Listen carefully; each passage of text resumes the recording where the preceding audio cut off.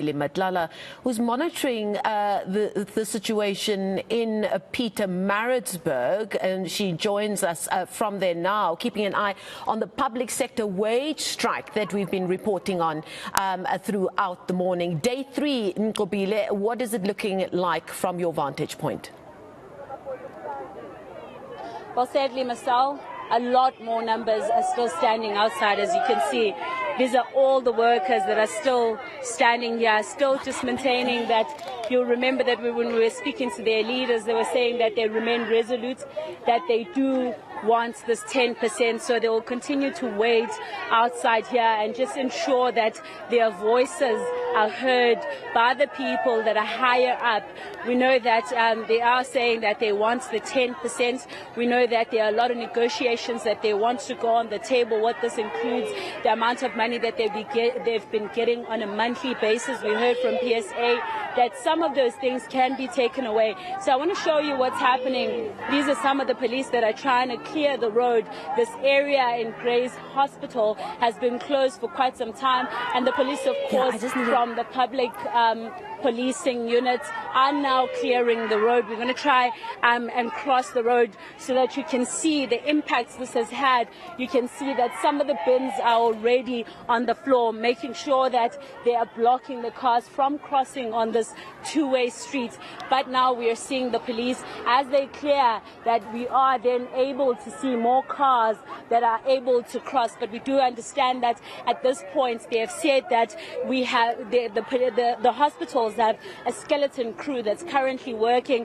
That's, of course, the public order police that are trying to clear that road. I want to show you some of the things that have been used. As you can see, trees have been used to blockade the gate. We know that we have seen some of the tires being burnt in front of these buildings. But yesterday, Marcel, we saw the CEO coming out to beg the workers and just say that they needed some of the areas in the hospital to be able to work, mainly the kitchen, mainly the areas, also to understand what's happening, because they were saying that there are a lot of things that happens in these hospitals, including people who are critically ill. So they wanted to hear from their staff what is going on, what is the process, can they have a skeleton crew. We saw in Northdale that Nahau had come into an agreement to get that skeleton crew in, but according to PSA, some of the workers that are supposed to be working in areas like this unfortunately are not being able to go into these facilities because they're being intimidated,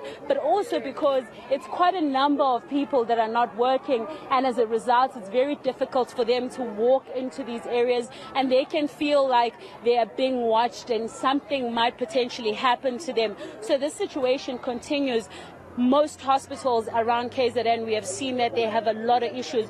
We've heard about Hillcrest Hospital being one of those areas that are being currently affected. We have heard about Northdale Hospital being one of those hospitals that are being affected. Edendale Hospital being one of those hospitals affected.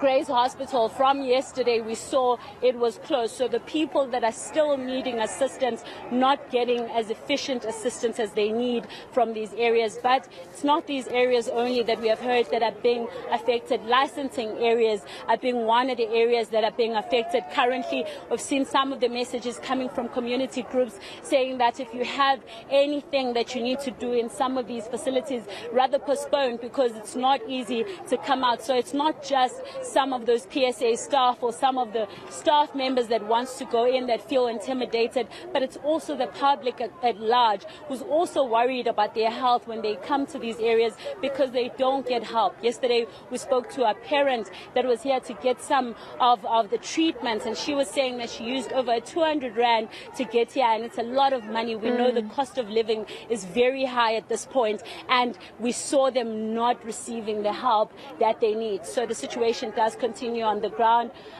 We see these places being closed, and continuously some of the Nahau members outside, as well as other unions members also remaining outside.